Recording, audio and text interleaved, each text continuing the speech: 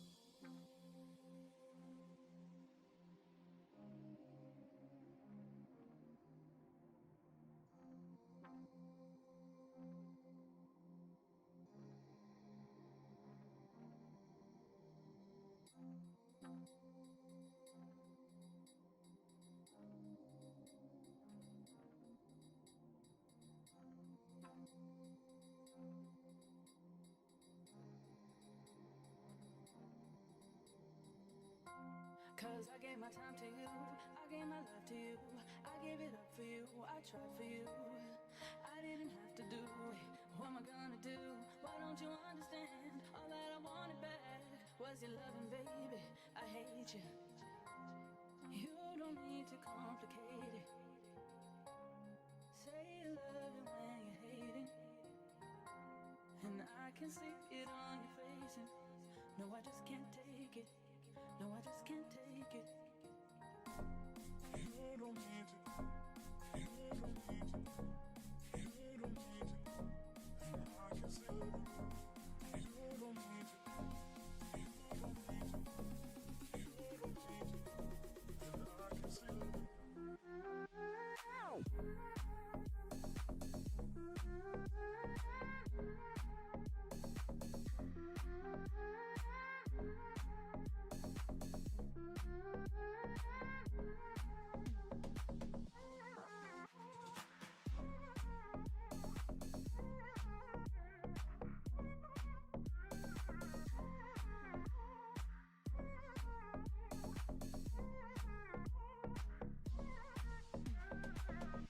So you can keep your heart. No, you don't need to give it up, give it up. Now I see who you are. And maybe I don't want your love, want your love.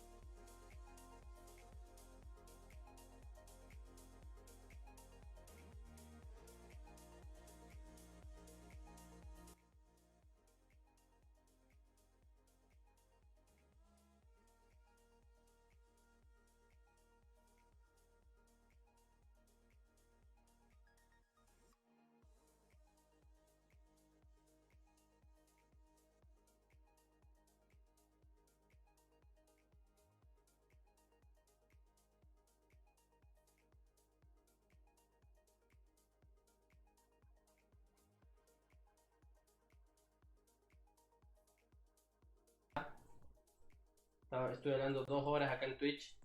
Ahí me están escuchando. Muchas gracias, Franco, por avisar. Acá estamos en Twitch y en Instagram, en las dos plataformas. Nos pueden seguir en Twitch, donde van a ver todo lo que yo comparto. Mientras que en Instagram no puedo compartir mapas y todo eso, solamente van a escuchar mi bella voz. Y creo que encima no exactamente, no edité una cosa en Twitch, así que no se está viendo bien todo lo que tengo ahí, así que bueno, tampoco me podré poner en compartir muchas cosas. Al menos saco mi cámara y ya está, para resolver todo y listo. Bueno, como les venía contando, vamos a hablar lo que fue la Inflation Act de Estados Unidos y lo que es la inflación que está pero azotando a toda Europa. Pero nos vamos a centrar más que nada en Alemania, el motor productivo de Europa en general. Como también vamos a estar hablando de lo que fue ayer la asunción de Petro en Colombia, el nuevo presidente.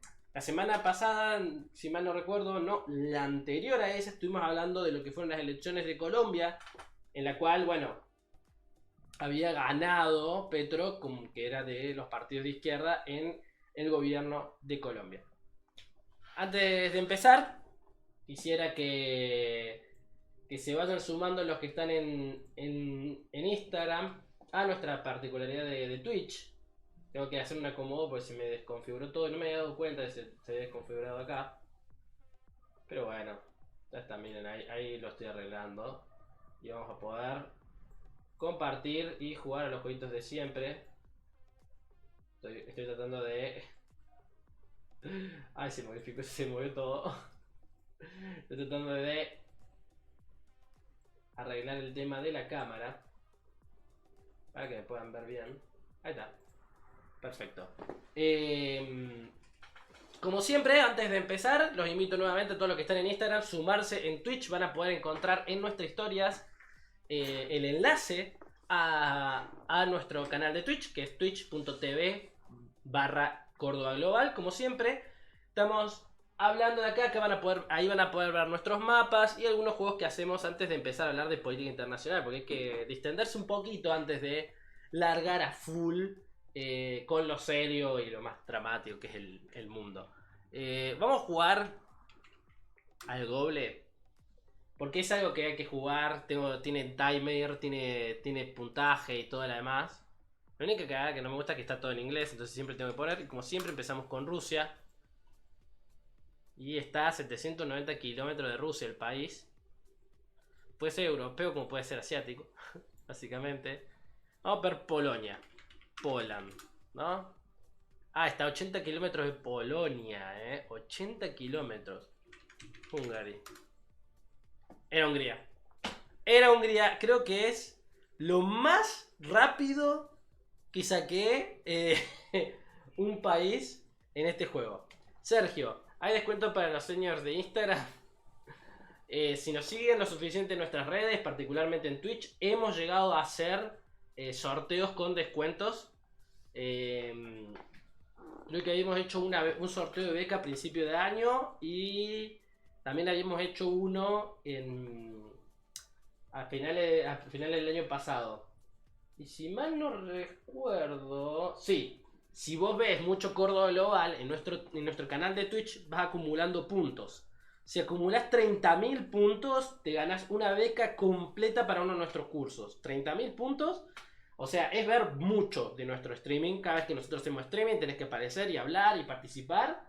Si juntas 30.000, te llevas una beca completa de uno de nuestros cursos, que es ahorrarte 11.990 pesos, casi 12.000.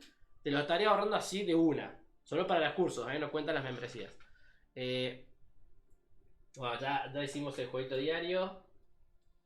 Volvemos al streaming. Y vamos a empezar hablando de lo que les había planteado. Tenemos una situación muy grave en lo que es el mundo en general.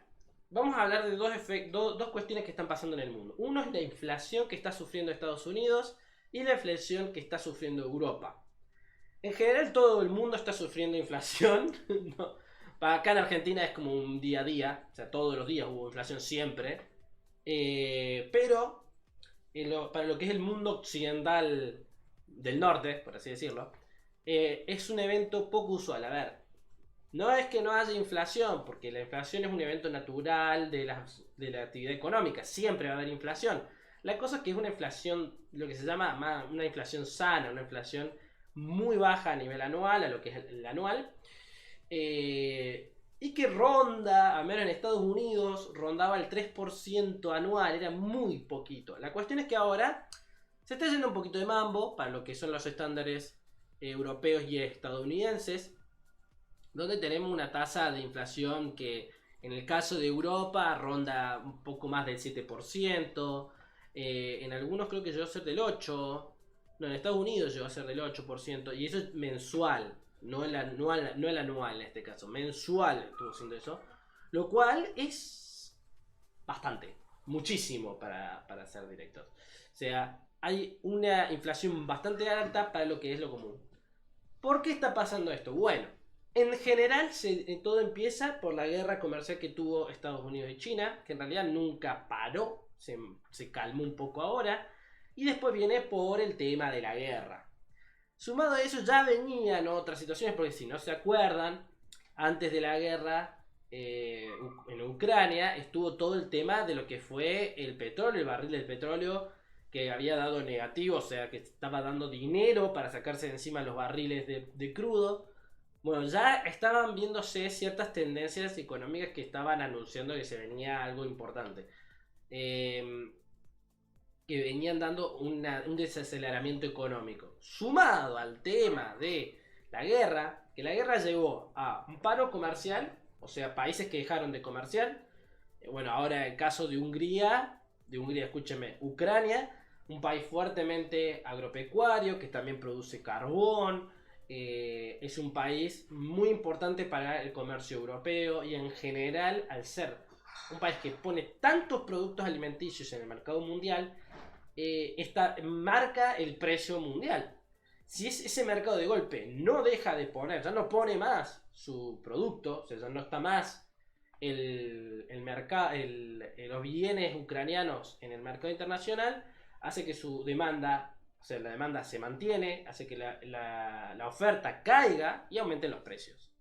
Normalmente. Y encima, ante una situación de guerra, los estados requieren ciertos suministros con mayor necesidad, o sea, no necesitan urgente y para ahora, como por ejemplo el combustible. Entonces hay una mayor demanda de combustible porque encima ahora se empieza a usar en mayor intensidad. Ustedes imagínense, un estado en tiempo normal no tiene a los tanques funcionando todo el tiempo, más que por ciertas maniobras. En cambio, cuando entran en guerra, esos tanques, que son muchos, entran en constante movimiento y no pueden darse el lujo de que los tanques se queden sin combustible. Por lo tanto, el petróleo es necesario. Y un país productor de petróleo como es Rusia, que está en lo que se llama OPEP+, que es, o sea, los productores de petróleo, que usualmente engloba países árabes y Venezuela, en el OPEP+, está Rusia ahí, tiene una gran influencia en lo que es la toma de decisiones. Esto va a llevar, obviamente, a que aumenten los precios generalizados. Ustedes me dirán, bueno, ¿y esto cómo va a afectar otros bienes? A ver, me hablaste de la comida y me hablaste del combustible. La cuestión es que el combustible en especial es estratégico, es un bien que uno necesita para absolutamente toda la actividad económica, ¿no? Entonces, vos lo necesitas para producir energía eléctrica, vos lo necesitas para mover transportes, vos lo necesitas para hacer fundir, para que metalúrgicas funcionen, o sea, para lo que es la producción del acero, esas tres en general, o sea, básicamente para todo. A eso se le suma que durante todos estos años, digamos más o menos finales de los 80 hasta ahora, Europa generalmente estuvo centrada en lo que son las energías renovables. Por lo tanto, todo el tema de lo que son las energías como el petróleo, el carbón o la energía nuclear se dejaron un poco de lado. Nunca se las abandonaron, pero se las dejaron de lado. Y el gas, en realidad. En este combate de ver de Europa de pasarse a las energías renovables, los países tomaron diferentes vías para reemplazar paulatinamente, o sea, qué energía van poniendo por encima, que sea de las no renovables, pero las menos, con menos impactos ambientales genere, y van reemplazando las anteriores, carbón y petróleo, para poder tener esta capacidad de transicionar a la energía verde. Bueno, Alemania eligió el gas. Alemania eligió el gas y Alemania, que es un país que todos conocemos por ser fuertemente industrial, un país que uno diría cómo creció, que si todo, o alguno que es un friki estudioso de lo que fue la época de la Segunda Guerra Mundial se va a dar cuenta de que no tiene petróleo. Una de las grandes debilidades que tuvo Alemania durante su periodo era que se quedaba sin petróleo y sus tanques no iban a andar. Por eso Reino Unido lo primero que hizo para contrarrestar el poder del eje fue asegurarse los insumos de petróleo de Rumania, un país que sí tiene petróleo en Europa. Pero la cuestión está en que tiene mucho carbón. Alemania tenía mucho carbón y de ahí su gran proceso de industrialización tan fuerte que vino durante la época de la creación del imperio alemán se da debido a que tenía facilidad para acceder a eso, todo lo que es la cuenca del Rin tenía una gran cantidad de carbón, que actualmente están desactivadas esas minas porque gran parte de la industria alemana se centró en sacarse encima la energía a base de carbón, sacarse encima la energía a base de petróleo, asumir la energía gas y darle con fuerte a lo que es la energía renovable. Igualmente la energía de carbón seguía siendo muy importante en Alemania. Tenemos, una gran energía producida a base del carbón. A pesar de que ellos estaban en el plan de para 2000, si no me acuerdo, 2050 o 2030, ser carbón cero, o sea, no tener más emisiones de carbón a base de energía de carbón. Mientras que otros países, como Francia, apostaron por la energía nuclear. Entonces se mantuvieron con reactores nucleares y eso les permitió que en la actualidad la crisis energética debido a la falta del gas por parte de Rusia, que no le quiere abrir la canilla a Europa por las cuestiones de la guerra, y la falta de petróleo debido a que Rusia requiere petróleo para la guerra, para el esfuerzo de guerra, siendo un gran proveedor de petróleo, ¿no? Generaron que Europa entre en crisis. Y eso que es energía eléctrica y energía de transporte, las dos, porque no tienen para producir energía, no tienen para alimentar a los autos, generó un aumento en todo. Y ese aumento fue escalando. Un aumento muy típico que se da energía de inflación. Entonces tenemos países con Alemania que registraron un 7,5. ¿Qué pasa? Olaf Scholz, en este último mes, largó un plan de salvación de unos 10 millones de euros, 10.000 millones de euros, para contrarrestar los efectos de la inflación. ¿En base de qué? En lo que es el alivio fiscal. Un plan de 10 millones de euros, de 10.000 millones de euros, para aliviar fiscalmente a los alemanes. Eso hizo que baje 1/10 su inflación proyectada. O sea, ellos tenían proyectado que iban a tener una inflación de 7,6 y tuvieron una inflación de 7,5. Fue bastante complicado y aún así están teniendo una inflación bastante y ellos la están sintiendo mucho. A diferencia de lo que son acá en América Latina, estamos como reacostumbrados. Después tenemos países como Dinamarca, que han registrado un 8,7 de inflación, lo cual es su mayor inflación desde 1983. Ustedes se acuerdan que para 1983 todavía estaban pegando las consecuencias de lo que había sido la revolución islámica en Irán, que había generado una crisis del petróleo, porque además había estado la guerra contra Israel, donde los países de la OPEP boicotearon a Occidente con el combustible. Eso generó una gran crisis del petróleo. Eso fue para finales de los 70, principios de los 80. O sea, imagínense, Dinamarca desde los 80 no tenía una inflación tan fuerte como la que tiene ahora, 8,7%. Eso es lo que es dentro de la Unión, países dentro de la Unión Europea, países fuera de la Unión como Noruega registraron un 6,8% de inflación, y también es la más alta en los últimos 30 años. Y acá aparece nuestro amigo de Estados Unidos. Estados Unidos tiene un problema aún más complejo y eso lo vamos a ver con lo que fue la sanción de la ley que no me acuerdo bien cómo era el nombre. Se llama Inflation Reduction Act o la ley de reducción de inflación. Que esto puede mosquear a pocos porque es básicamente, al menos lo que dice el título, da de entender, es que es intervención de precios. Y la intervención de precios no funciona. Pero la cuestión es que la ley va mucho más de ello. Estados Unidos está sufriendo la cuestión del petróleo como todos los países europeos, como también está sufriendo otras cuestiones internas de los Estados Unidos que son ajenas al efecto internacional, a lo internacional. Que es bastante más complejo. Esta ley ya estaba aprobada, la aprobaron los senadores de Estados Unidos, por lo tanto va a estar. Y se trata de centrarse en la reducción de la creación de nuevos lugares de energía, de nuevos espacios, nuevas inversiones para energías renovables y para generar lugares, por así decirlo, establecerlo, para poder que se dé una energía más barata. Esto supuestamente debería afectar también a que el combustible baje de precios, porque la idea es traer energía, o sea, el lugar de producción de energía más barato.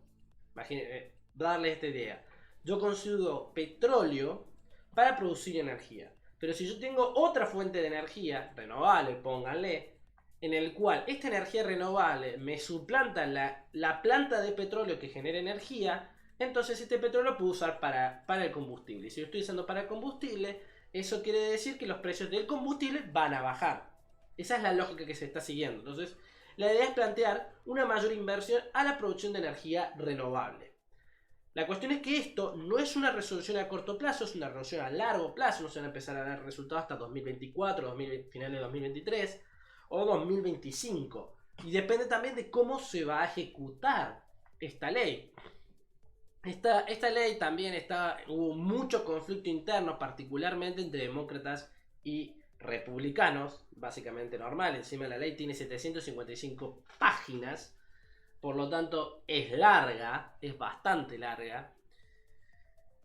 Esta ley se aprobó este domingo, para que les deje claro. Y además se le sumaron otras cosas que estaban generando inflación en Estados Unidos.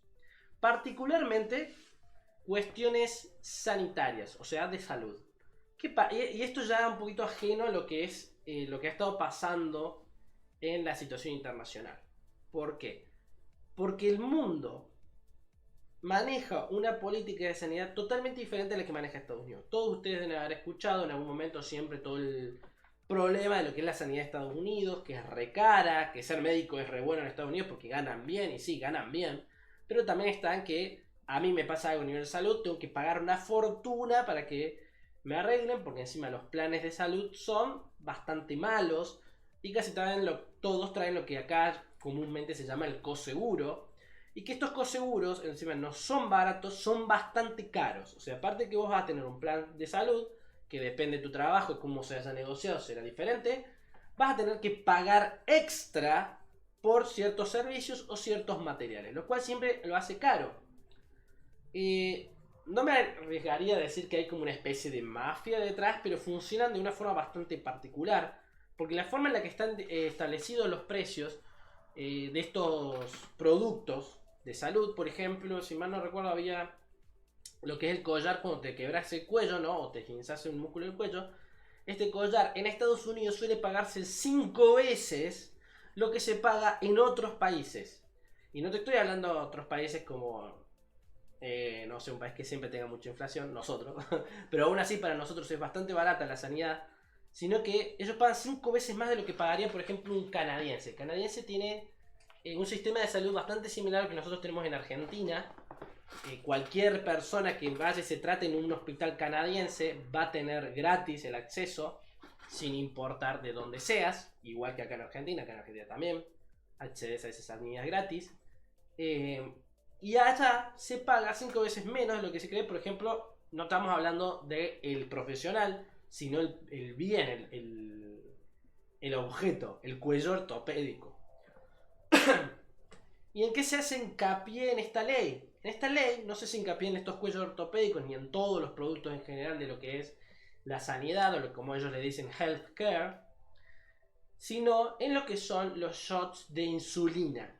¿Qué pasa con los shots de insulina? Y en este hubo un caso muy importante, porque fue un escándalo muy grande lo que fue el aumento de los precios de los shots de insulina. que en muy poco tiempo, si mal no recuerdo, en menos de 2 años, pasaron de valer nada, que eran bastante baratos, a valer casi 100 veces su precio.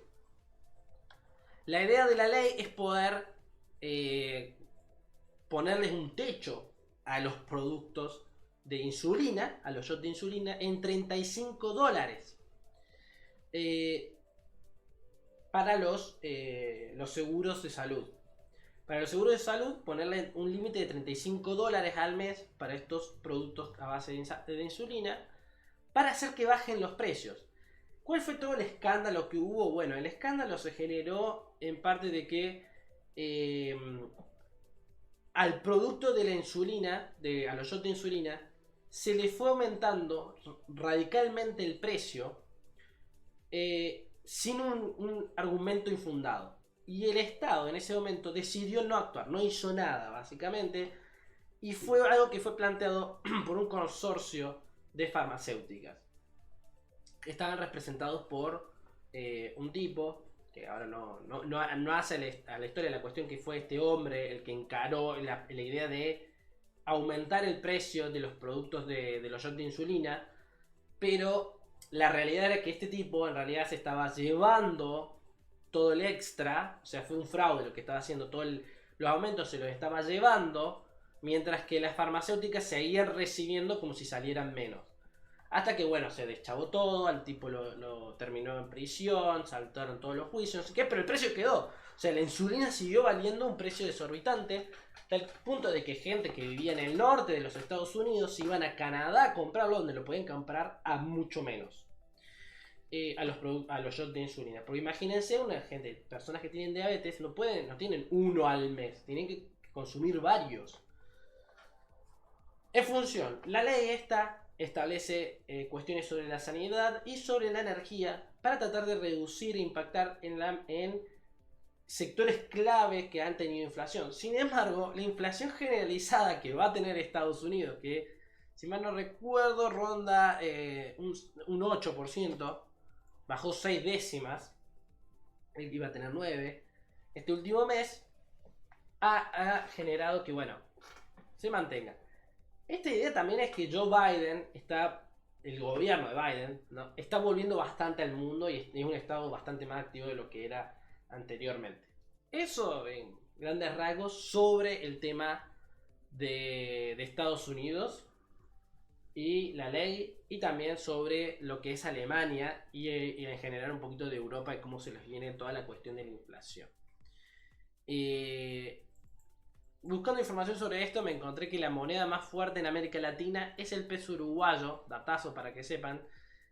No indagué mucho en el fondo de esa noticia de por qué establecen que el peso uruguayo es una moneda en relación al dólar, ¿no? Es la más fuerte, pero bueno, estaba mejorando. Ya veremos que, a ver, el salario mínimo uruguayo, estaba leyendo porque la noticia me quedó ahí, está en $477. Yo no quiero ver mi sueldo en dólares, pero es menos que eso. Y el de muchos.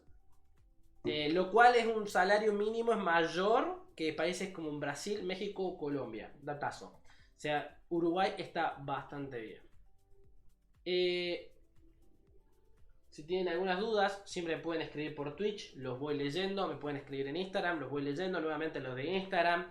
Los invito a sumarse a nuestro Twitch de Córdoba Global. Es twitch.tv/Córdoba Global, sí, tal como es nuestro nombre.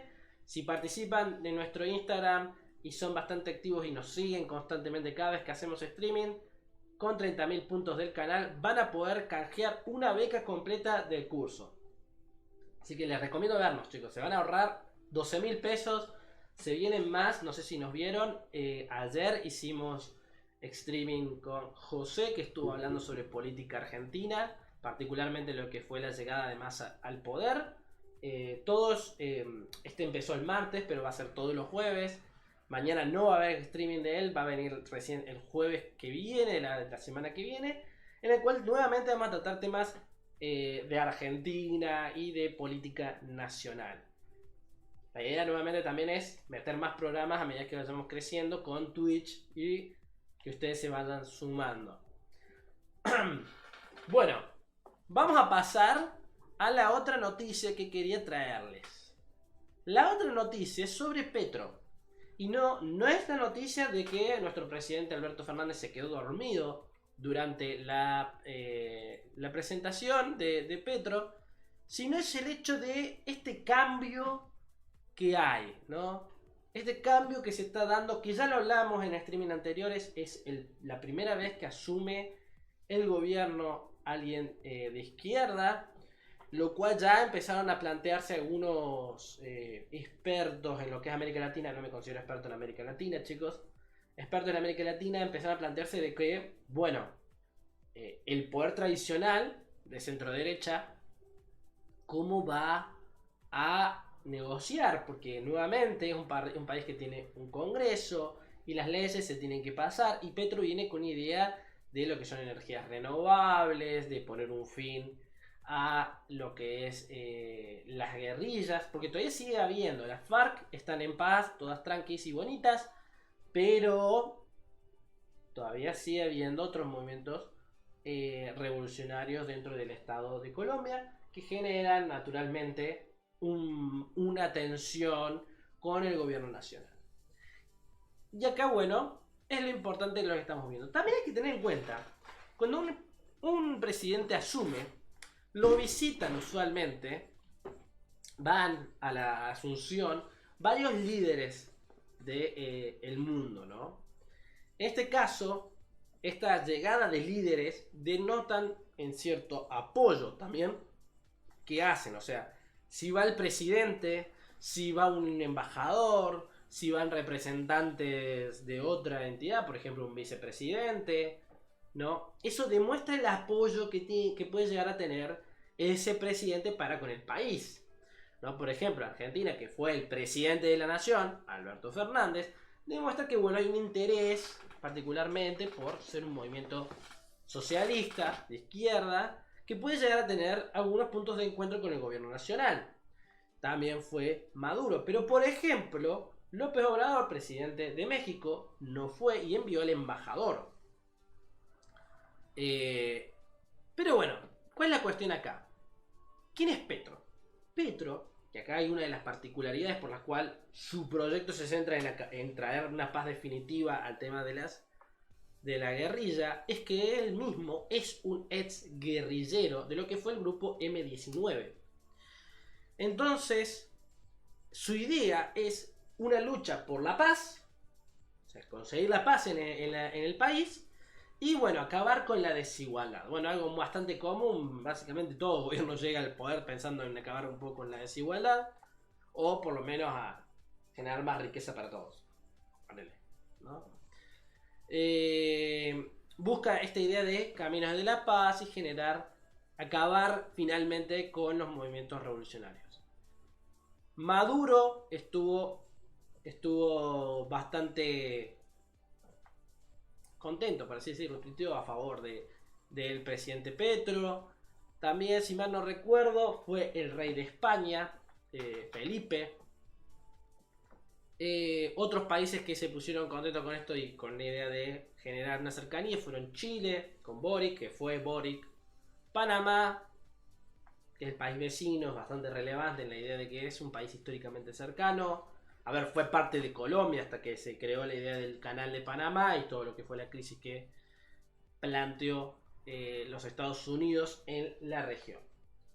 Teniendo todo esto en cuenta, hay que plantear como un país que históricamente fue de derecha, muy amiguito de Estados Unidos, ahora tiene un cambio que no sabemos. A ver, ¿va a mantener una amistad con Estados Unidos? Lo más probable es que sí, pero bueno, vamos a ir viendo qué hace en general. La última noticia, que en realidad no es una noticia, es hacer un análisis un poquito fuerte, un poquito más profundo, en base a un documental muy bueno. No lo voy a poner el documental como hice, por ejemplo, en el video sobre los uigures, en uno de los primeros Twitch que hicimos, que es el tema de Bielorrusia. Bien, les aclaré que en 2020, no fue el año pasado, fue hace 2 años. Ahora que me acabo de acordar. Me había puesto, dije mal la fecha. Espera un segundo. Estaba alcanzando algo. En 2020 se dieron elecciones en Bielorrusia. Bielorrusia, para los que no saben, quiere decir la Rusia Blanca. Su capital es Minsk. Es un país que está fuertemente atado a Rusia, no solo por su nombre, sino por el hecho de que tiene una fuerte influencia rusa en la región. Históricamente tiene una historia en común. Pero bueno, ¿cuál es la cuestión con Bielorrusia? En Bielorrusia gobierna Alexander Lukashenko. A mí me encanta su nombre, Lukashenko, es muy divertido de pronunciar. Sin embargo, él es un dictador que viene gobernando la región desde el colapso de la Unión Soviética y que ha mantenido este gobierno. Es un autoritarismo de hecho, una dictadura. Sin embargo, bueno, se celebran elecciones. En agosto del 2020 se celebraron las elecciones por las cuales había una oposición. Había una opositora que era una candidata, lo cual también era bastante particular. Imagínense que a veces en países más abiertos, más libres, es raro tener presidentes mujeres o líderes mujeres en general, y que de golpe, bueno, aparezcan, son raros los candidatos mujeres y que ganen el lugar. Un país dictatorial que no tiene práctica democrática, ustedes tienen que entender, Bielorrusia, bueno, sí tiene un poco de práctica democrática, porque antes ese territorio, antes de la Unión Soviética, antes del Imperio Ruso, estuvo, bueno, no, durante lo que fue posteriormente a la Primera Guerra Mundial, el periodo entre guerras, ese territorio formó parte de la República de Polonia. O sea, no existía Bielorrusia, era parte de Polonia. Después de la Segunda Guerra Mundial, a Polonia se la empuja hacia Occidente y ese territorio se lo va a quedar la Unión Soviética y van a crear la Rada de Bielorrusia. Que, si quieren saber, la bandera de la Rada de Bielorrusia es exactamente igual a la bandera que tienen ahora, excepto que tenía el martillito y no tenía la franja verde. A ver si les muestro acá en Twitch lo que es, cómo era la bandera. Ahí se puso algo que no tenía que salir. Bielorrusia referéndum. Ah, sí, porque hubo un referéndum hace muy poquito. No, mira, acá en Wikipedia podemos ver la bandera de Bielorrusia. Y si buscamos romanización, no. Creí que acá me tenía que salir como que era antes. Ponemos Rada de Bielorrusia. Rada de Bielorrusia. Rana. No, me salió cualquier cosa. Vamos a poner bandera de... No. Bandera de Rada de Bielorrusia. Está. Bueno, me van a salir 30 millones. Pero acá está, ¿ven? Era exactamente igual. Tenía lo mismo, nada más que tenía el símbolo soviético. Y ahora está flameando mucho esta bandera, que yo digo que es la bandera de River. Pero no, esta bandera es lo que hablan de lo que es la República de Bielorrusia, que es perder un poco este enlace con Rusia en sí, porque encima acá no se ve mucho, pero tiene, le ponen el escudo de lo que es el mito de San Jorge y el dragón. Ve acá, la República Popular, la República de Bielorrusia, tengo entendido que se llama, acá está. No, este no es el de San Jorge, es el escudito del Gran Ducado de Lituania, que también hace referencia a los cristianos. Tiene la cruz ortodoxa ahí. Si me lo recuerdo, la mayoría de la población... Mira acá, el Orden Mundial publicaron un muy lindo artículo, como siempre, estos del Orden Mundial son tan buenos. ¿Qué apareció esta bandera? ¿No? En los opositores de Lukashenko. Bueno, acá explican lo de la bandera, las dos franjas y todo lo que cuentan. No lo leí. Hubiera estado bueno leerlo para esto, lo acabo de ver.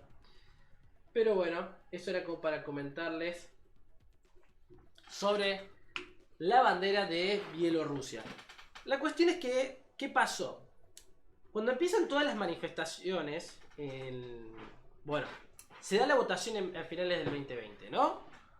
Esto fue en agosto, hace 2 años. Se presentó la candidata, que es Maya. Se dieron en el centro de elecciones. Buenas noches, Lucas. Muchas gracias por pasarte por Instagram. Te invito a que te sumes con nosotros a Twitch, donde vas a poder juntar puntos para poder canjear por una beca para alguno de nuestros cursos. Lukashenko, en estas elecciones, no iba, en principio, o sea, en este que pertenece que realicé en 2021. Ah, fuiste alumno mío. Bueno, muchas gracias. Lamentablemente los cursos ahora son todo online. Ya no sé quiénes tengo de alumnos, porque son grabaciones mías lo que están viendo, pero bueno, siempre pueden ver acá tanto en Instagram como en Twitch. Les recomiendo entrar en Twitch, que es una participación mucho más activa. La mejor institución para capacitarse es para entender el mundo en que vivimos. Sí. Gracias Lucas. Estamos tratando de siempre tener unos cursos bastante buenos y tratar de mantenerlos actualizados. Particularmente con las masterclass, tratar de que estén siempre a tema de actualidad. Y también con los streams, ¿no? Con el stream hablamos de actualidad. La cuestión. En 2020 se dan las elecciones y Maya, que ahora no me acuerdo, no tengo bien el nombre. Obviamente el nombre bielorruso. Elecciones Bielorrusia. 2024 me sale. Estaba Alexander Lukashenko y Svetlana Tikhanovskaya, que es la que iba en coalición con Maya. Porque, a ver, a pesar de que la que iba de presidente era esta chica, la más popular era Maya. Estoy tratando de buscar el nombre de esta otra candidata. No me va a salir, rápido. No voy. Bueno, acá está. En español en realidad es María. Ahí Lucas dice: yo hice 3 capacitaciones juntas: comunicación política, análisis política internacional y análisis políticas ambientales. Sí, hiciste lo que nosotros le decimos al pack. El pack exclusivo está muy bueno porque es bastante compacta. Te va a enseñar sobre campañas, te enseña sobre política internacional, te enseña sobre lo que está pasando en el mundo. Acá están las dos candidatas. La candidata en realidad que cabezaba la lista era Svetlana, que está ahora actualmente da vueltas por Europa denunciando a Lukashenko y tratando de generar lo que se llama que la gente sepa qué está pasando en Bielorrusia y tirando que la Unión Europea haga algo. Y por el otro lado está María Kolesnikova, que es que bueno, creo que en bielorruso le dicen Maya. Yo la única vez que había escuchado Maya era en Maya y el oso, que es una serie de dibujitos para niños de origen ruso. Pero bueno, María es el nombre en el español. ¿Cuál es la cuestión? Este personaje de María Kolesnikova era la más popular de las dos, a pesar de que la otra le vamos a decir porque el nombre está difícil de pronunciar. Era la más popular y era como un personaje dentro del coso y todos buscaban sacarse fotos con ella, ultra popular, todo muy bonito. La cuestión es que la candidatura de estas dos chicas fue la más popular y en el momento en que se daban las elecciones, lo que era el boca de urna, demostraba que la gente no estaba votando a Lukashenko. E incluso se había sacado un porcentaje que oficialmente no está, pero se dice, de que la realidad es que del total de votos que hubo ese día, solo el 17% fueron a parar a Lukashenko. No, solamente el 17%. Fue entonces cuando obviamente aparece la mano del Estado en ese momento, porque obviamente Lukashenko era gobierno, para tergiversar todo. Y acá es cuando se da la situación. Más o menos cuando empieza el conteo de votos, se hace una denuncia de que uno de los observadores independientes había hecho un alboroto, se llama la policía, se arresta a este observador independiente y para finalizar de ese mismo día, todos los observadores independientes habían sido arrestados. Al finalizar la jornada, se anuncia que Lukashenko había ganado por el 80% de los votos. O sea, del 17 pasar al 80 hizo un salto bastante grande para tener en cuenta. Datazo, me olvidé de traer un vasito de agua como para tomar mientras estoy hablando, así que la garganta me está rogando que pare, pero bueno, quiero terminar esta noticia que es la última. ¿Cuánto vamos? Ya casi llegamos a una hora. Como siempre nuestro stream, la idea es que sean cortitos. La cuestión es que esto generó un malestar social tremendo para lo que fue la época. Imagínense, el 17% efectivamente podría haber llegado a votar a Lukashenko. La gran mayoría quería votar a estas dos candidatas nuevas que se presentaban como oposición. Empiezan a surgir las manifestaciones. Empiezan a haber manifestaciones inmediatamente posterior a lo que fueron las elecciones en agosto. Si es necesario el vaso con agua, Lucas. Lucas, te invito también a sumarte a nuestro Twitch. Vas a encontrar el enlace en nuestras historias. Si está de suficiente cantidad de tiempo en nuestro canal de Twitch y nos seguís y participás en el chat, vas a poder acumular puntos para canjear por una beca completa de Córdoba Global. Con lo cual te podrías ahorrar la plata para un curso nuevo y sumarte a seguir capacitándote. Yo te la digo, se las dejo ahí. Es una ganga, son 30.000 puntos que pueden acumular si nos ven religiosamente y participan de nuestros chats.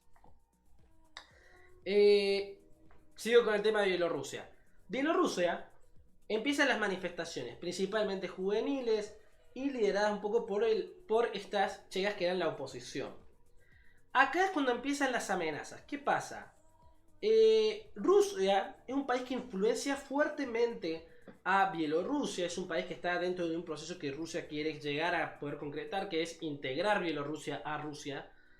Lo vas a encontrar en las historias nuestras de Instagram. Entra a Instagram, está ahí la historia que anuncia los 3 temas que vamos a hablar hoy y dice abajo enlace. Haces clic ahí y te va a enviar directamente a nuestro canal de Twitch, donde se ve un poquito más. Ahora no estoy compartiendo nada, pero usualmente suelo compartir un mapa. Va a depender un poco el tema de que hable. Hacemos juegos de banderas y cuento un poco de historia de banderas. Ahí se pone un poquito más entretenido. Sí, Franco, acá en Twitch me está preguntando Franco. Frank, supongo que será de Franco. Lo deberías ver en tu pantalla abajo en el final del chat. Te tiene que figurar un mundito, porque son munditos. Y ahí te dice el número. Mientras vos actives más trabajos en el chat, mandes mensajes, dones bits, mandes GIF, lo que sea, te va a ir sumando. Además de tu actividad dentro del stream, te va a ir sumando puntitos. Con 30.000 te canjeas una beca. También está el tema de que si te suscribís, también te va a dar más puntos. Pero suscribirse es con platita. eso ya no lo haría. Buenísimo, Lucas. Si te sumas ahí y te empezás. Pero genial, buenísimo, Frank. Vos empezaste a seguirnos hace poquito, así que no debes tener muchos puntos, pero de a poquito se va sumando. Bueno, como le iba comentando sobre Lukashenko, empiezan las manifestaciones y ahí es cuando empieza un poco la represión. En parte, Lukashenko pide ayuda a Putin. Al principio se dudaba si Putin iba a ceder o no, pero al final sí cedió. La KGB está muy metida dentro de Bielorrusia, dentro de los medios bielorrusos que se habla. Las protestas se extendieron también a medios de comunicación estatales que hicieron paros en contra del gobierno, porque ¿qué pasa? La popularidad de la oposición era tal, la popularidad de la oposición, que generó que la victoria de Lukashenko del 80% fuera muy fuertemente reconocida como un fraude. No, si hubiera ganado por mucho menos, capaz que se le pasó un poquito de mambo a Lukashenko de que ganó con el 80%. Había una fuente que encontré que se decía primero de que ganara con el 60% y después se terminó decidiendo pasarse al 80%. La cuestión es que, bueno, se empezó a ver este malestar social. Empiezan las manifestaciones. Las manifestaciones empezaban reprimiendo fuertemente a los hombres y tratando simplemente de dispersar a las mujeres, lo cual generó que los hombres dejen de participar y empiecen lo que fueron las protestas de las mujeres. Solo las mujeres iban a protestar, lo cual generó que la policía empiece a reprimir a las mujeres. Y en el transcurso de todo esto, la oposición se exilia del país. Se van principalmente a Polonia y algunos a Alemania. Ahí es donde está Svetlana, la que iba a ser la candidata a presidente, se escapa y se fue a Alemania. Actualmente está dando vueltas por Alemania y Francia, presentándose ante el Parlamento Europeo y ante gobiernos para hablar de la situación de Bielorrusia. Mientras que María Kolesnikova decidió quedarse. Y lo que se dice es que ella, en la frontera de Bielorrusia y Polonia, rompió su pasaporte y dijo: yo de acá no me voy. Y se quedó en Bielorrusia. ¿Qué terminó pasando? Ella siguió participando de las manifestaciones y que los primeros días de que empezaban las manifestaciones, las grandes manifestaciones, fue arrestada. Actualmente, hace no mucho, le hicieron la sentencia de que va a cumplir 11 años de prisión. Sin embargo, ella sigue con toda la idea de moverse, se la ve bastante activa. Es un personaje en el cual la oposición dentro del país, ¿no? y los que están haciendo las protestas tienen mucha esperanza. Ella le da mucha esperanza para seguir manifestándose. Se me cortó la música, me acabo de dar cuenta. Se me acabó el videito de música que tengo de fondo. A ver si lo encuentro, porque tengo un montón de pestañas acá abiertas. Sí, se me acabó. Vamos a ponerlo de cero. No que estemos a las 2 horas que tengo de video de música acá, sino que, bueno, se había parado. Nuevamente, chicos, todos los que están en Instagram, los invito a sumarse a nuestro canal Twitch. Van a poder canjear los puntos del canal por una beca completa si tienen suficiente actividad. Así que súmense, se van a ahorrar muchísima plata con una beca completa de nuestras capacitaciones. Sigamos un poquito con Bielorrusia, que es la última noticia. La cuestión es que estos movimientos se han bastante calmado, particularmente por esto todo fue en otoño. Con el invierno las manifestaciones se pausaron y el terror del Estado fue muy fuerte durante ese mes de agosto, donde fueron la gran mayoría de las manifestaciones, para evitar que se sigan manifestando. Sumado a eso, se sumó la logística de la KGB rusa para aplicar al Estado, a la gente, de los protestantes, para evitar que se sigan sumando. Estas amenazas contra los protestantes, ¿se quedaron solo en Bielorrusia? No. Aquellos partidarios o figuras de interés que han escapado de Bielorrusia, se han exiliado, todavía siguen recibiendo amenazas estando en otros países. Principalmente países como Polonia. Polonia es un país que tiene un fuerte interés por hacer cosas en contra del gobierno local en Bielorrusia. Pero asimismo sigue teniendo un gobierno bastante de derecha, bastante autoritario y que va en contra de ciertos ideales de la Unión. Si quieren, después podemos hacer un video sobre Polonia en sí. Pero es esta idea de cómo Polonia utiliza la crisis bielorrusia para poder asentar ciertas decisiones que ellos tienen sobre la Unión Europea, porque la Unión Europea quiere influenciar a los bielorrusos con estos ideales democráticos. Y esta es una de las visiones por las cuales Rusia tiene tanto interés en influenciar más fuertemente Bielorrusia, porque Bielorrusia es su primer frente ante la influencia occidental, la influencia de la democracia, la influencia de las libertades individuales, que en Europa del Este no son tan comunes. Históricamente Europa del Este, toda esta vertiente liberal, todo en general llegó más tarde, cuando se generó el feudalismo en Francia, la cuna del feudalismo, y se expandió por Europa. Para cuando llegó a Rusia el feudalismo, ya Francia e Italia estaban empezando el renacentismo, o sea, estaba el renacimiento. Y para cuando Rusia deja el feudalismo, ya estábamos en la Primera Guerra Mundial, básicamente. O sea, mire cómo estos procesos siempre fueron muy lentos. Bueno, acá es lo mismo. El proceso liberal, que ya Europa tiene casi un siglo con el proceso liberal, Rusia recién ahora le está llegando. Usted tiene que entender, estos países de lo que es el espacio postsoviético están experimentando la democracia recién ahora. Recién desde el 91 están experimentando la democracia. Hay personas más viejas que la democracia rusa o que la democracia ucraniana.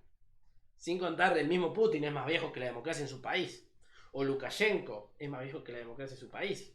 O María Koreshnikova es más vieja que la democracia en su país. Porque no han experimentado la democracia en sí, ¿no? Y eso que es un país bien viejo, Rusia, existe desde hace mucho tiempo. Sin embargo, siempre gobernado por monarquías y pocas repúblicas. Creo que la república más longeva que tuvo fue la República de Novgorod, un estado, una de los principados dentro de lo que fue la Rus de Kiev. Allá estamos yéndonos un poquito muy en la Edad Media. Volviendo a este tema, como le estábamos hablando de Bielorrusia, porque yo me voy con temas históricos, chicos, quien me conoce sabe que me puedo quedar todo el tiempo hablando sobre historia, pero la cuestión es que este proceso se vio fuertemente aplacado por el terror estatal. Actualmente estamos en un proceso en el cual se ha olvidado casi por el tema de la guerra. Sin embargo, en Polonia y en Alemania sigue habiendo unos movimientos fuertes para estar del lado de los bielorrusos, particularmente por el tema de la guerra, porque ahora se sienten como que Rusia los está invadiendo, poniéndole los tanques, todo esto. Pero una cosa, usted mira, no la está invadiendo, porque, a ver, tiene un acuerdo, a ver, Lukashenko es amiguito de Putin, son todos amiguis. Sí, pero no es lo mismo lo que el gobierno pactó a lo que sienten sus habitantes. Países que han sufrido cosas como esto fueron, por ejemplo, los iraníes durante la Segunda Guerra Mundial. Se sintieron invadidos por los británicos, a pesar de que esa invasión no fue una invasión, porque fue un pedido de paso de tropas que el mismo Shah ya se los dio. Entonces, ¿qué pasa? Los bielorrusos sienten que, al menos más que nada la posición, sienten que los están invadiendo por más que no sea una invasión en serio. Y esto ha generado cierto resentimiento. Bueno, tenía interés en darles esta historia. Nuevamente, esto es la oposición, no hablamos de todos los pobladores bielorrusos, supongo que ese 17%. Lucas, gracias por el follow, ahí veo que ya pudiste entrar acá a nuestro Twitch. Dice, así es, Rusia es un país muy antiguo, es más, Alaska perteneció a Rusia. Sí, exactamente, chicos, para los que no lo saben. Alaska fue colonizada por rusos primero y posteriormente vendida, previamente a la Primera Guerra Mundial, a Estados Unidos por un monto que, para lo que vale Alaska ahora, debido a que se le encontró petróleo y oro, es irrisorio. Pero bueno, era un territorio que en el momento en que se le vendió, lo único bueno que daba eran pieles. Y Rusia estaba a los albores de la revuelta de lo que se llamó la Revolución Blanca, que fue la Revolución Liberal. Ese fue un periodo de experimentación liberal que tuvieron los rusos antes de convertirse en la Unión Soviética. Que bueno, no duraría mucho el experimento liberal, que vendría la Revolución Bolchevique. Bueno, chicos, con esto terminamos más o menos las noticias que quería darles. Si tienen dudas, pueden escribirlas ahí tanto en el chat de Instagram o por acá por el coso. Qué grave error vender esa posición tan estratégica para Rusia. Sí, pero vos sabés que la vendieron porque, a ver, el Estado ruso en ese entonces, el Imperio ruso se encontraba en una situación económica bastante frágil y no estaba pudiendo mantener Alaska. ¿Me entendés? O sea, ustedes tienen que entender que una estructura administrativa hay que mantenerla. Hay que saber mantenerla económicamente, mantener la infraestructura, mantener las empresas. Y la verdad es que varios se van a plantear, che, ¿por qué la vendieron? Bueno, necesitaban venderla. Tenían solamente dos potenciales compradores ante eso, al Reino Unido o a Estados Unidos. Y en ese entonces en el que se lo venden, el zar tenía muy buenas relaciones con los Estados Unidos. Las malas relaciones de Rusia con Estados Unidos van a empezar con la época socialista, con la época soviética.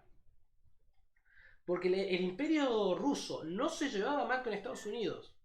E incluso la Revolución Blanca, que después va a volver con la guerra civil que va a tener los comunistas, que va a derivar en el asesinato de los zares, va a ser fuertemente apoyada por los Estados Unidos, hasta el punto de que Estados Unidos desembarcó tropas en Vladivostok. Bueno, acá Lucas dice, debido a su posición geográfica, Moscú, su capital, pertenece a la Rusia europea. Sí, miren, yo soy una persona bastante particular porque para mí Rusia es parte de Europa. Rusia no es asiática, Rusia es europea. Puede tener, bueno, toda su extensión territorial en... Hola, Fernand 1991. No, muchas gracias por el follow.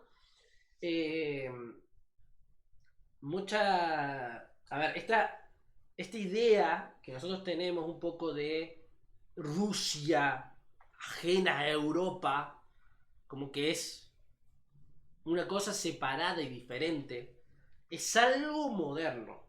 No se olviden que los que vencieron realmente a Napoleón no fueron los británicos. Los británicos lo agarraron ya bastante débil a Napoleón en Waterloo, con muy pocas tropas. Un Napoleón que se estaba escapando se había rejuntado un par de tropas que encontró y fue al frente sin sus grandes líderes que lo seguían, porque Napoleón era un genio militar, pero tenía lo que en francés son los Marshal, o lugartenientes, o los generales. Eran muy buenos, eran maestros de caballería, muy buenos en lo que eran los suministros. No era solo Napoleón el genio, venía un combo de grandes militares ahí y lo vencieron los rusos en la batalla de la Sexta Coalición. Fueron los rusos los que llegaron a Francia, fueron los rusos los que sitiaron París. Acá dice, porque algunos libros de Atlas quieren dividir en Rusia europea y asiática. Para mí lo importante es la división administrativa de una nación y sobre todo si se trata de una potencia. Bueno, sí, a ver.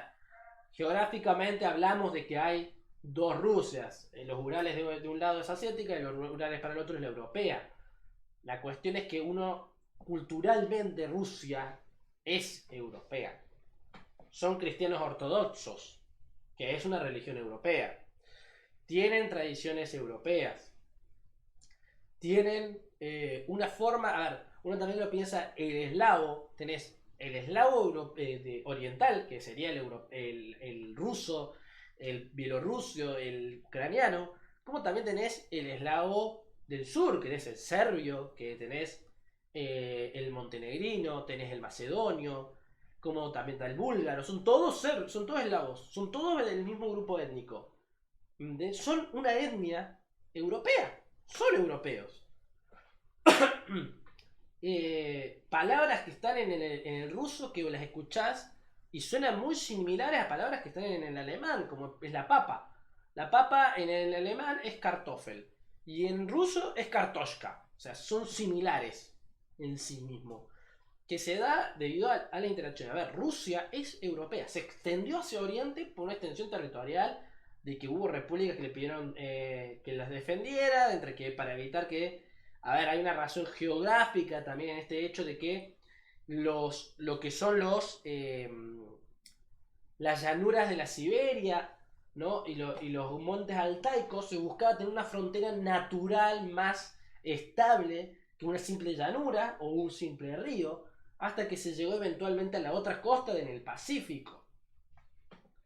Se buscaba tener una frontera natural, porque imagínense, siempre las amenazas europeas vinieron por el lado de Europa del Este, vinieron del lado asiático. Tenemos los hunos, tenemos primero tribus bárbaras de las épocas romanas, godos, ostrogodos. Después tenemos a los hunos de Atila que vinieron y hicieron el caos, lo que fueron las batallas, la guerra contra el Imperio Romano. Después tenemos a los mongoles y recién después de los mongoles va a aparecer la Rus de Kiev a estabilizar un poco las cosas. Van a traer una frontera natural con lo que fueron los montes urálicos, pero las constantes amenazas de los que fueron los cananatos, particularmente Cananato Kazán o el cananatos de los montes altaicos, que hay un montón, no vamos a ponernos a hablar de quiénes son, pero eran constantes ataques a los puestos rusos de la región, llevaron al imperio a expandirse. Eso sumado a repúblicas que les pedían a los rusos defensas, llevaron a anexiones hasta la actual frontera. Sumado después cuando viene Catalina la Grande y empiezan las expansiones. A ver, espera. Lucas dice, por ejemplo, Malvinas para mí seguirían siendo inglesas. Epa, en eso hay que ser realistas de corazón. Eso nos hará sentir menos patriotas. De hecho, Malvinas es mejor administrar por ingleses. Bueno, Lucas, todo lo que vos quieras de la administración, pero por ejemplo, Malvinas no elige a su gobernador. Es asignado por la corona. Segundo, no se trata sobre qué es mejor administración ni de su población, sino de un mandato de soberanía histórico que tenemos. Esa es la división geográfica y administrativa. A ver, nosotros tenemos una proyección natural hacia las islas, que tenemos desde siempre, que se fundó el Estado. Y de ahí parte la idea, porque no reconocemos el principio de autodeterminación. Ya que los británicos justamente dicen, hay de autodeterminación, y la Argentina dice, obvio que va a haber autodeterminación si impusieron ustedes la gente, o sea, son británicos que ustedes pusieron ahí. Va más allá de la idea de quién administra mejor, porque si uno se va a poner en quién administra mejor, vamos a terminar en un Japón imperial del siglo XX. Japón del siglo XX, principio del XX, tenían la proyección de ellos en cuanto a dominación imperial, no se centraba tanto en la idea de que nosotros somos superiores por raza, sino es que nosotros somos mejores porque administramos mejor que ustedes. Y como nosotros somos mejores administradores y tenemos un mejor ejército, estamos llamados a dominarlos. Bueno, ahí Franco justamente le dice lo que yo planteé, si la población fue puesta por los ingleses. Me encanta porque ahora se pusieron a discutir ahí, sabiendo que mientras más discutan en el chat, van a tener más puntos, o sea, discutan que van a generar puntos, me dan a mí charla para hablar. Acá veo que somos 10 espectadores ahora hablando en Twitch, lo cual es muy bueno. No solemos ser muchos, somos poquitos. A los que estamos en Instagram los invito a sumarse. Vamos a poner un mapa porque hay cositas para hablar. Iba a poner un juego de banderas, pero se puso un poquito más peludita la discusión acá en el Twitch. Así que vamos a hablar un poquito. Voy a poner el compartir pantalla. Acá tenemos el mapa. A ver, vamos a este tema. Acá es la cuestión de las islas. Ahí Lucas dice, Frank, nosotros perdimos la guerra. Sí, Lucas, perdimos la guerra, pero quiero aclararte algo, que a partir de lo que fue la Segunda Guerra Mundial, la creación de Naciones Unidas, se perdió el principio de que la guerra crea derechos. Perder o ganar una guerra no implica que vos tengas derechos sobre aquello que vos estás dominando por control territorial. ¿Me entendés? Ese territorio no te pertenece por más que lo hayas ganado en guerra. Es algo que se estableció después de la Segunda Guerra Mundial. Por lo tanto, por más que hayamos perdido la guerra, nuestra reclamación sigue siendo justa respecto al territorio. Primero, porque hay una proyección geográfica, ¿no? Segundo, hay una cuestión histórica. Las islas fueron dominadas primero por colonos españoles, a pesar de que hay un quilombo histórico gigante dando vueltas ahí, porque encima los restos nativos, se sabe que las islas estaban no pobladas y que los restos que se encontraban eran de pequeños pesqueros que venían de las islas del continente, como la isla de Tierra del Fuego, y que usaban la isla de Malvinas como un punto de descanso o un punto en el cual pescaban y después volvían al continente. Pero en la isla no había habitantes, o sea, estaban despobladas. Eso es lo que es control de la isla. Segundo, el control de Malvinas para los británicos no es un control por el hecho de, chicos, nosotros venimos de una nación isleña, todas las islas del mundo tienen que ser nuestras, por más que eso parezca que hacen, sino es una idea de control naval comercial. Ellos dominan las Islas Malvinas, como también la isla de Santa Elena acá, que se ve chiquitita, como acá al sur del Cabo, de esta región del Cabo, si mal no recuerdo, debería haber, creí que había una isla, pero no, el Cabo ahí abajo de Ciudad del Cabo también lo dominan ellos. Y ahí tienen lo que es el Triángulo del Atlántico Sur, que es dominar todo el comercio que pasa por esta región. El fundamento británico en realidad está centrado en el hecho de que, bueno, controlo esta región, controlo el comercio. Ustedes tienen que entender, esto sucedió en 1822, la primera intervención británica, en la región de las Islas Malvinas. ¿Qué pasa? Países como Estados Unidos no podían permitirse eso cuando estaban surgiendo como un hegemón regional, que los británicos le dominaron una región clave para el comercio. Y ahí cuando se da Panamá. Panamá fue una jugada de Estados Unidos de sacarle el poder que los británicos tenían con este trecho.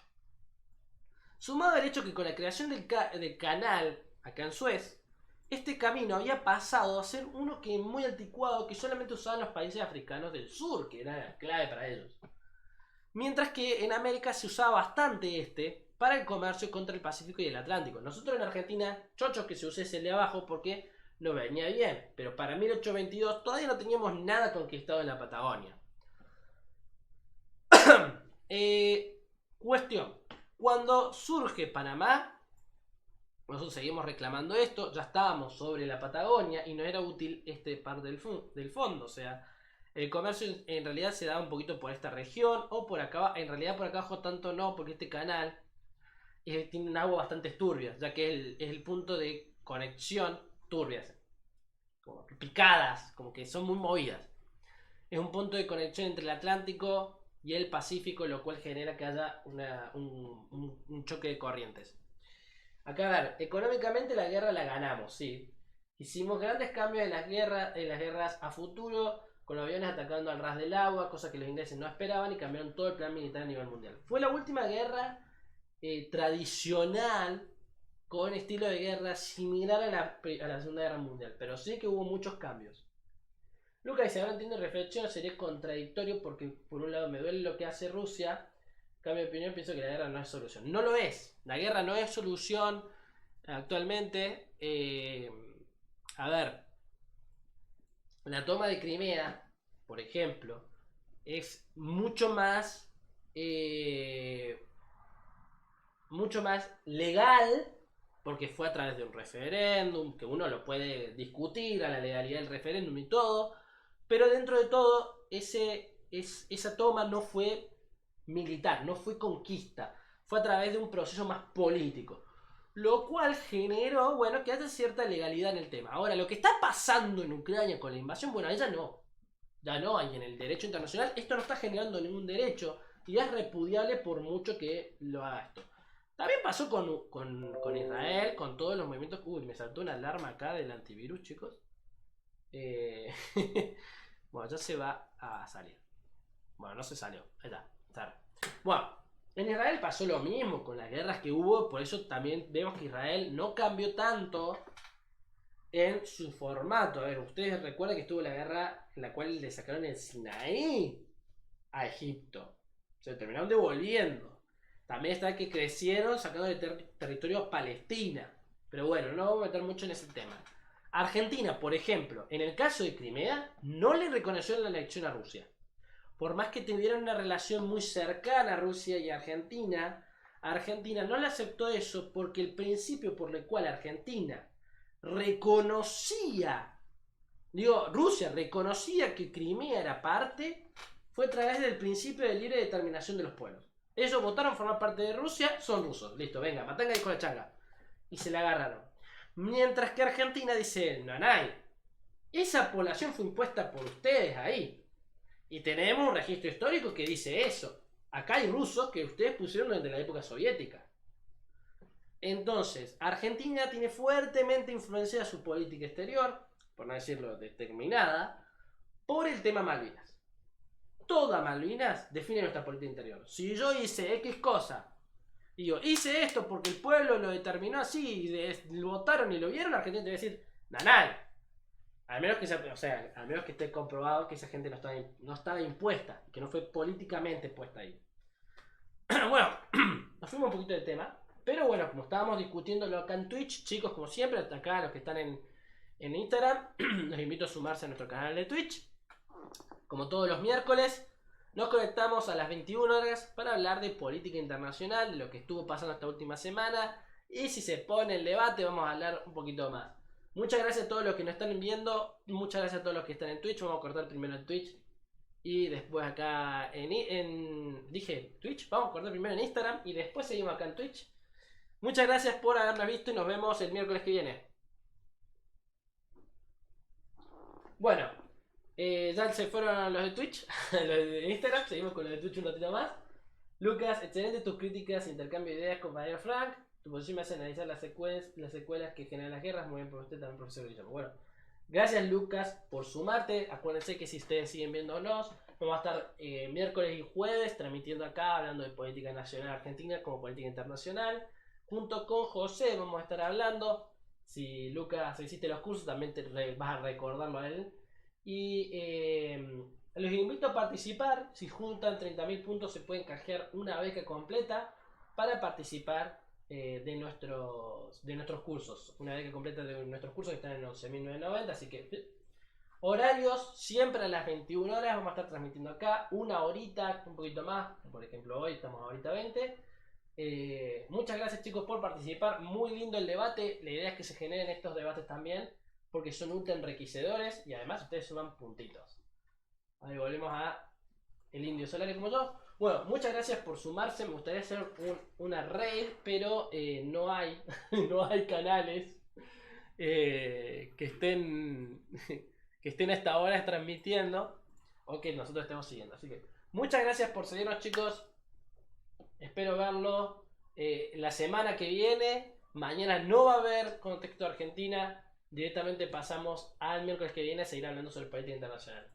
Nos vemos chicos.